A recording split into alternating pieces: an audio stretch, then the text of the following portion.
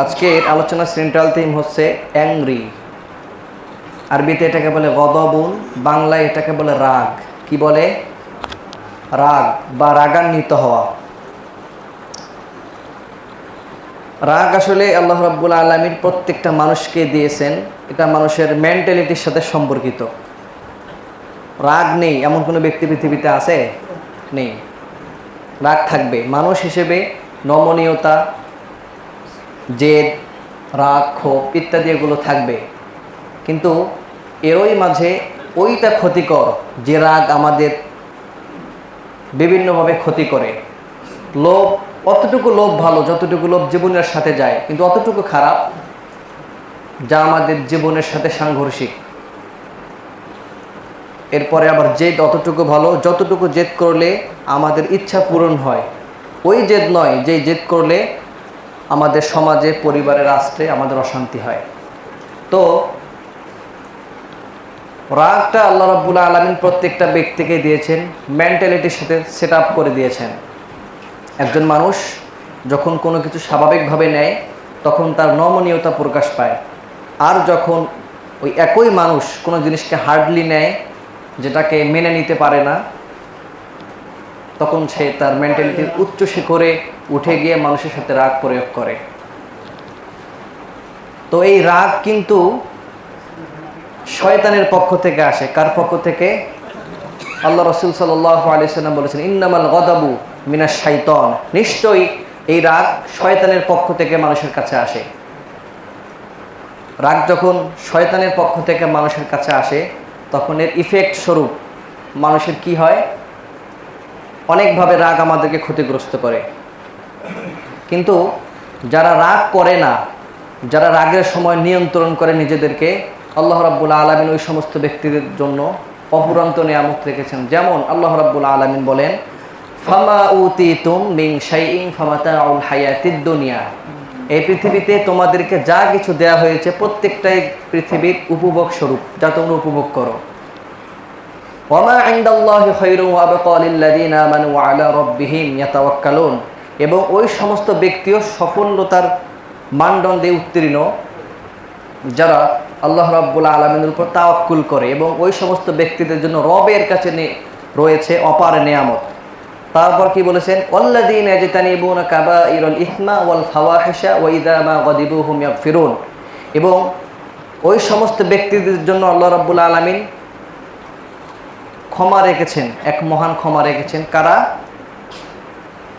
যারা কাবিরা গুনাহ থেকে নিজেদেরকে বিরত রাখে, ওয়াল ফাওয়াহিশা এবং ফাহিশা কাজ কর্ম কথাবার্তা থেকে নিজেদেরকে বিরত রাখে, ওয়া ইযা মা গাদিবু হুম ইয়াগফিরুন। এবং যারা রাগের সময় নিজেদেরকে নিয়ন্ত্রণ করে, রাগের সময় নিজেকে নিয়ন্ত্রণ করে স্যাক্রিফাইস করে পথ অতিক্রম করে, ওই সমস্ত ব্যক্তিদের জন্য ক্ষমা রয়েছে। কি রয়েছে? ক্ষমা রয়েছে। তাহলে দেখেন, যখন আমাদের রাগ আসবে ভিতরে, এই রাগটাকে যদি আপনি আমি নিয়ন্ত্রণ করি, তাহলে এর বিপরীতে আল্লাহ রাব্বুল আলামিন আমাদেরকে ক্ষমা করে দিবেন। সুবহানাল্লাহ পড়েন। রাগ থেকে নিজেকে ফিরিয়ে আনা, রাগ থেকে নিজেকে নিয়ন্ত্রণ করা কিন্তু অনেক বড় স্যাক্রিফাইসের পরিচয় মানুষ দিতে পারে, ঠিক কিনা বলেন? আপনাকে একটা মানুষ খুব হার্ডলি একটা কথা বলেছে, এটা আপনার অন্তরের ভিতরে গিয়ে লাগছে, খুব কষ্ট পেলেন আপনি।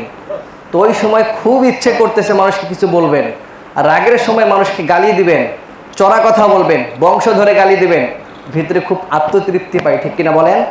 কিন্তু এই স্যাক্রিফাইস আপনি করবেন, খুব ইচ্ছে করতেছে মানুষকে গালি দিবেন, রাগ করবেন, কিন্তু এই ফিরে আসলেন, রাগ করলেন না। অনেক বড় একটা কথা বলতে ইচ্ছে করলো, বললেন না। এই যে ত্যাগ এবং স্যাক্রিফাইস, এটা আল্লাহ রাব্বুল আলামিনের কাছে অনেক প্রিয়। এই জন্যই আল্লাহ রাব্বুল আলামিন আমাদেরকে ক্ষমা করে দিয়েছেন, যে রাগ থেকে নিজেকে নিয়ন্ত্রণ করবে। সুবহানাল্লাহ পড়েন। রাগ এমন জিনিস, রাগ মানুষের চিরজীবন থাকে না, থাকে, কিন্তু রাগের সময় মানুষকে যে কথা যে বলে, এই কথাটা আজীবন ভিতরে স্বর্ণাক্ষরে লিখিত থাকে। রাগের সময় রাগের দাগ জীবনও কাটে না, মনে রাখবেন। রাগ করে আপনি যদি কোনো ব্যক্তিকে কোনো কিছু বলেন, সে কখনো এটা ভুলবে না। একজন ব্যক্তিকে ছোট্ট একটা ইস্যু নিয়ে আপনি বংশ ধরে গালি দিলেন, যে আপনাদের গোষ্ঠীর লোকের দ্বারা এই এমনই হবে, বা তোদের গোষ্ঠীতে এমন লোক নেই, এমন আমরা বলি কি বলি না? এই যে বললেন, গোষ্ঠী ধরে গালি দিলেন, হতে পারে সে গরিব, হতে পারে সে অশিক্ষিত, হতে পারে সে স্বল্প শিক্ষিত, কিন্তু আপনার কথাটা আজীবন সে ধরে রাখলো ভিতরে। কতদিন থাকবে? কিয়ামত পর্যন্ত থাকবে। একজন ব্যক্তিকে আপনি চেনেন, ওই ব্যক্তির আচার ব্যবহারও আপনি জানেন, সে আপনাকে গালি দিয়েছে, বড় কথা বলছে, এটাকে আপনি মনে রাখবেন না? যেদিন আপনার কানে আওয়াজ পৌঁছে যাবে যে ওই ব্যক্তি মারা গিয়েছে, আপনি বলবেন ওই সেই ব্যক্তি যে আমাকে গালি দিয়েছে, মানে ওই ব্যক্তির কথা শোনার সঙ্গে সঙ্গে, ওনার মৃত্যুর কথা শোনার সঙ্গে সঙ্গে আপনার ভিতরে একটা জেগে উঠবে ব্যক্তিটা কেমন, ঠিক কিনা বলেন? এরপর দুঃখজনক হলেও সত্য, অনেক টিচার রয়েছেন অমানবিক আচরণ করে স্টুডেন্টের উপরে। স্কুলেও এটা আছে, মাদ্রাসাতেও আছে। এমন টিচারের কারণে অনেক ছাত্রের ছাত্রত্ব বাতিল হয়ে গিয়েছে। এমন টিচারের কারণে, শিক্ষকের কারণে অনেক ছাত্রছাত্রীর জীবনটা বরবাদ হয়ে গিয়েছে। কেন? অতিরিক্ত কেয়ারের কারণে, ওভার এক্সেস কেয়ারের কারণে। ছোট্ট বাচ্চা তো বেয়াদবি করবে, করবে না? দুষ্টামি করবে, মারামারি করবে, বুঝেও না বোঝার ভান করবে। এদিকে টিচার ক্লাস নিচ্ছেন, সুন্দরভাবে লেকচার দিচ্ছে, পেছনে দেখবেন যে এদিকে গল্প করতেছে। এমন করে না? করে। সে শাসন প্রক্রিয়া আছে, এই প্রক্রিয়াগুলো যদি আপনি ব্যবহার না করে হুট করে গালি দেন, তোর দ্বারা কিছু হবে না, তুই কখনো হাফেজ হতে পারবি না, তুই কখনো মাস্টার্স পাস করতে পারবি না, তুই জীবনে কিছুই করবি না, এমন যেই কথাটা আপনি বললেন, আজকে হয়তো বা সেই ছেলেটা অনেক ছোট, নাবালক, কিছুই বোঝে না, কিন্তু এই কথাগুলো যখন মনে থাকবে ওর ভিতরে, সে হয়তো একদিন অনেক বড় হবে, সে হয়তো একদিন ব্যারিস্টার হতে পারে, পারে কি না, দেশের প্রধানমন্ত্রী হতে পারে, অনেক বড় বড় জায়গায় যেতে পারে, কিন্তু ওই সময় গিয়ে আপনার উপর কি তার কোনো রেসপেক্ট থাকবে? বলেন, থাকবে কি? থাকবে না। দুইজন বিজ্ঞানী আছেন যাকে ক্লাস থেকে বের করে দেওয়া হয়েছিল। একটা হচ্ছে টমাস অ্যালভা এডিসন, এই বৈদ্যুতিক লাইট যে আবিষ্কার করেছেন উনি। আরেকজন হচ্ছে আইনস্টাইন। ওনারা দুইজন ছিল। একজন ছিল টমাস অ্যালভা এডিসন, ছিল হচ্ছে ঢিলা প্রকৃতির। অনেক লোক আছে না ঢিলা, লেখা দিবে সবার শেষে, পড়া দিবে সবার শেষে, যে সবার শেষে আসছে টিচার চোখ বন্ধ করে বলতে পারবো ছেলেটা আসছে। তো ঢিলা প্রকৃতির ছিল উনি, ওনাকে বের করে দেওয়া হয়েছিল স্কুল থেকে। কিন্তু শিক্ষককে জানতো যে একদিন বিজ্ঞানী হবে, এই সারা বিশ্বর মধ্যে সে লাইট জ্বালিয়ে পুরো বিশ্বটাকে আলোকিত করে দিবে, এটা উনি ভাবছিল কখনো? যদি ভাবতো ওনাকে বের করে দিত না। এরপরে আইনস্টাইন তো অনেক বড় বিজ্ঞানী, ওনাকে নিয়ে এখনো রিসার্চ শেষ করতে পারেনি বিজ্ঞানীরা। ওনার মগজ বের করে ওই মগজের উপরে অনেক দিন ধরে রিসার্চ করা হয়েছিল। সে 4 বছর বয়স পর্যন্ত কথাই বলতে পারতো না। গরম পানি একবার তার হাতে লেগে সে উহ করে শব্দ উচ্চারণ করেছিল। ওই দিন ছিল তার জীবনে ফার্স্ট কথা। বাবা মাও তাকে নিয়েছিল অনেক চিন্তিত, কিন্তু সে অনেক বড় বিজ্ঞানী হয়েছে না? সারা বিশ্বের মধ্যে যদি 5 জন বিজ্ঞানীকে মানুষ চেনে নাম করা, তার মধ্যে আইনস্টাইন একজন। তো এজন্য কার ভিতরে কি আছে, কার ভিতরে কি প্রতিভা আছে, এটা আপনি বলতে পারবেন না। এজন্য টিচারও যদি হয়, তারপরে উনি ছাত্রদেরকে যে সে কথা বলতে পারে না। এরপর সমাজের অনেক বিচার সালিশে অনেক নেতাদেরকে আমরা ডাকি, ওনারা অনেকের বংশ ধরে গালি দেয়, এটা ঠিক না। সে হতে পারে এখন আপনার থেকে ছোট, হতে পারে আপনার নাতির আমল আসতে আসতে আপনার একদম ফকিরি হালতে বসতে হবে আপনার নাতিদেরকে। এমন হতে পারে কি পারে না বলেন? এমন নজির কি কোথাও নেই? আছে। এরপর একটা সময় ভালোবাসা করে বিয়ে করলো, মনে করেন যাকে বিয়ে করতে সে ছিল গরিব ঘরের, গরিব বাবার সন্তান, গরিব বাবার মেয়ে। একটা সময় ভালো লেগেছিল, সে বিয়ে করছে। ইমোশন যখন কয়েকদিন পরে শেষ হয়ে গেল, যখন আসল লাইফ লিড করতে শুরু করলো, তখন দেখবেন অশান্তি। এখন দিনে 5 বার করে তালাক দেয়। তালাক দিতে দিতে অবস্থায় খারাপ, এবং বারবার বলে বাবার বাড়ি থেকে এটা আনতে হবে, ওইটা আনতে হবে, অনেক কিছু। এমন অশান্তি হয় কি হয় না? হয়। এজন্য স্বামীদেরকেও, আপনারা যারা এখানে আছেন ম্যাক্সিমামগুলো স্বামী না আপনারা? যারা বয়োবৃদ্ধ হয়েছেন তারাও তো স্বামী না আপনারা? আপনাদের স্ত্রী বাড়িতে আছে। এজন্য স্ত্রীকে এমন কোনো কথা বলা যাবে না যার কারণে সে ভিতরে কষ্ট পায়। সে আপনার মুখের দিকে চেয়ে আপনার বাড়িতে আসে, সে কোথায়, সে বাবা মা কোথায়, আত্মীয় স্বজন সকলকে ছেড়ে আপনার মুখের দিকে তাকিয়ে, আপনার ব্যবহারের দিকে তাকিয়ে, আপনার ব্যক্তিত্বের উপর তাকিয়ে সে আপনার বাড়িতে আসে। তো আপনার কাছে যদি সে কষ্ট পায়, সে প্রশান্তি মিলবে কোথায়? কোথাও মিলবে প্রশান্তি? মিলবে না। এই জন্য সর্বশেষ কথা হচ্ছে, আপনি যেই হন না কেন, মানুষকে কোনো কটু কথা বলা যাবে না, রাগ করে কখনো কোনো কথা বলা যাবে না। কেন? আল্লাহ রসুল সাল্লাল্লাহু আলাইহি সাল্লামের কাছে এক সাহাবী এসেছিল, রাসূল আমাকে কিছু নসিহা করেন। আমাকে কিছু পথ দিক নির্দেশনা দেন যেগুলো আমি মেনটেন করে আমার জীবন পরিচালনা করব। তখন আল্লাহ রাসূল বলছেন লা তাগদাব। কি বলেছেন? লা তাগদাব, ডোন্ট বি অ্যাংরি, রাগ করো না। আবার বললেন যে আরেকটা বলেন, তখন আবার বলল যে লা তাগদাব, লা তাগদাব, তিনবারই কথা বলে তুমি রাগ করো না, don't angry, don't angry, don't angry, তিনবার বলছেন এই কথাটা।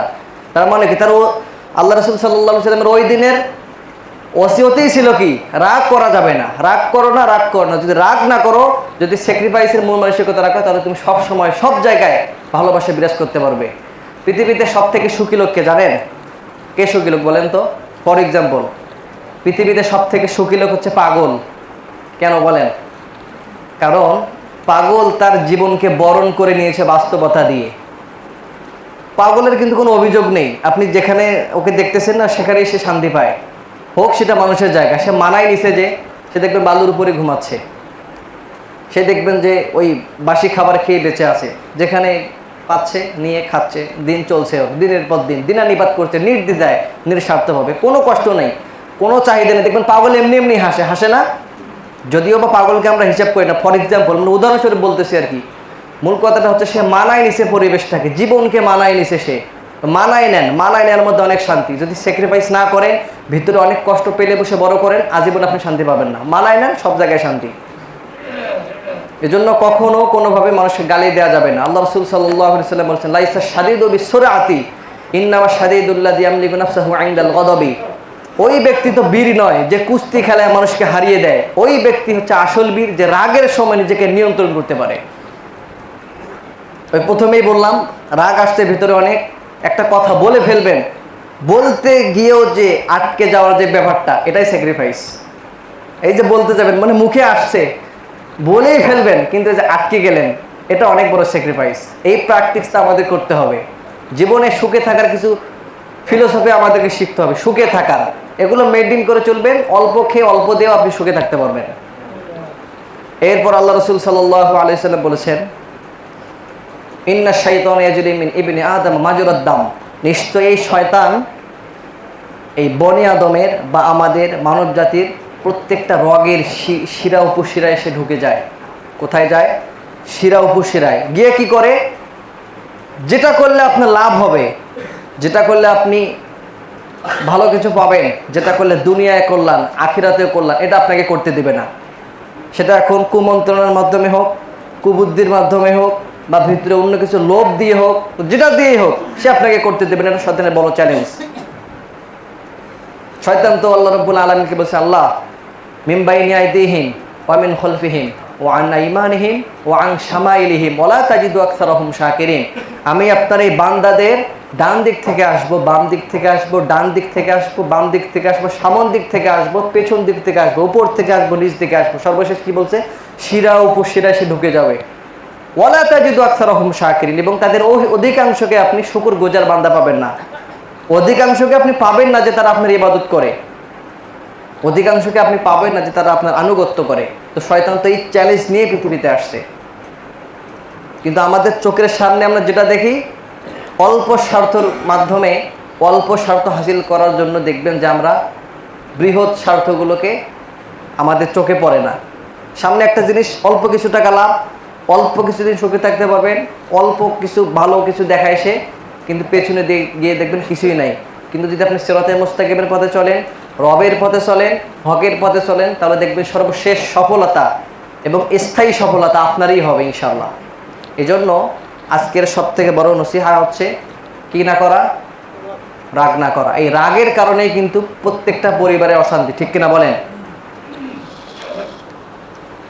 আপনি যে পরিবারের কথাই বলেন না কেন, আপনাদের পরিবারের কথা বলেন, হুজুরদের ফ্যামিলির কথা বলেন, যে ফ্যামিলির কথাই আপনি বলেন না কেন, ফ্যামিলিতে, প্রত্যেকটা ফ্যামিলিতে কিন্তু যুদ্ধ চলে। কি চলে? যুদ্ধ চলে। এজন্য একটা সুন্দর প্রবাদ আছে, পুরুষ চালায় সংসার, নারী করে প্যাচ। প্রত্যেকটা পরিবারেই চলে রেফারি ছাড়া ম্যাচ। প্রত্যেকটা পরিবারে যে খেলা চলে, প্রত্যেকটা পরিবারে যে অশান্তি চলে, কে কোন ইস্যু নিয়ে কাকে কোন সময় কোন রাগটা কোথায় ঝাড়ে, এটা শুধু তাদের ভিতরেই চলে। ওখানে কোনো রেফারি নাই। কি নাই? রেফারি নাই। স্বামী তো স্বাভাবিক মানুষ, স্বামীরা কিন্তু খুব অসহায় জানেন। স্বামীরা পারে না বউকে কিছু বলতে, ওইদিকে পারে না শাশুড়িকে কিছু, মানে মাকে কিছু বলতে। যদি স্ত্রীকে কিছু বলে তাহলে স্ত্রী তো অন্যরকম ব্যবহার করবে, তার নিজের পরিবারে অশান্তি। ওইদিকে মাকে যদি কিছু বলে, মা বলে যে তুই এখন স্ত্রী পেয়ে আমাকে ভুলে গেছিস, যেমন বলে কি বলে না। কিন্তু ওদের মা এবং শাশুড়িদের মধ্যে, মা এবং বউয়ের মধ্যে মিউচুয়াল আন্ডারস্ট্যান্ডিংয়ের বড় অভাব। মানে নিজের মতো করে কেউ নিতে চায় না। আপনার মেয়েও তো সকাল 10টায় ঘুম থেকে উঠতে পারে, পারে কি পারে না? তরকারি রান্না করে আপনার মেয়েও তো লবণ দিতে ভুলে যেতে পারে কি পারে না? পারে কি পারে না বলেন? আপনি রুম থেকে একটা কথা বলছেন, সে হয়তো শোনে নাই, নাও তো শুনতে পারে। আপনার মেয়েও যেমন শোনে না, সেও তো একটা মেয়ে। নিজের মতো করে মানায় নেন, শিখায় দেন, সমালোচনা করেন, সংশোধন করে দেওয়ার উদ্দেশ্যে, অশান্তি লাগানোর জন্য। কেন অশান্তি করেন বলেন? কেন মানুষের কাছে এই বিভিন্ন প্রোপাগান্ডা চালান মেয়েকে নিয়ে, স্ত্রীকে নিয়ে? দিন শেষে আপনার পরিবারে অশান্তিগুলো থাকে, আর মানুষ সাইড থেকে মজা নেয় কি নেয় না বলেন? দিন শেষে স্ত্রী, দিন শেষে বাবা মাকে নিয়ে আমাদেরকে থাকতে হয় না? তো পরিবারের কথাগুলো, ভিতরের কথাগুলো বাইরে কেন বলেন? বলা যাবে না। রাগ করে শাশুড়ি স্ত্রীকে বলতেই পারে, মেয়েকে মানুষ মা বলে না, বাবারা বলে না, বলে কি বলে না? তো স্ত্রী যদি এটাকে হার্ডলি না নিয়ে নিজের মায়ের মতো করে মেনে নেয়, আছে কোনো ঝামেলা? কিন্তু সে যখন আবার প্রতিক্রিয়া করে, ইট ছুড়লে পাটকেল নিক্ষেপ করে দেওয়ার চিন্তা ভাবনা করে, তাহলে তো অশান্তি থাকবে আজীবনভর। নিজের মতো করে নিতে হবে। রাগ করে কথা বললে একজন রেগে গেলে আরেকজন চুপ থাকতে হবে, আরেকজন রেগে গেলে অপরজন চুপ থাকতে হবে, তাহলেই তো শান্তি। এজন্য আমরা যেন কেউ কখনো এমন কোনো ব্যবহার না করি, এমন কোনো কথা না বলি, এমন কোনো রাগ হয়ে এমন কিছুই না করি যার কারণে আমাদের ভিতরে অশান্তি হয়। আল্লাহ রাব্বুল আলামিন আমাদের সকলকে সকল প্রকার রাগ থেকে মুক্ত হয়ে স্যাক্রিফাইসের মন মানসিকতা নিয়ে সকলে মিলে মিশে দুঃখ সুখ ভাগাভাগি করে জীবনে যতদিন বেঁচে থাকি আমরা একসঙ্গে মিলেমিশে পার করে দেওয়ার তৌফিক দেয়া যেন। আল্লাহুম্মা আমিন।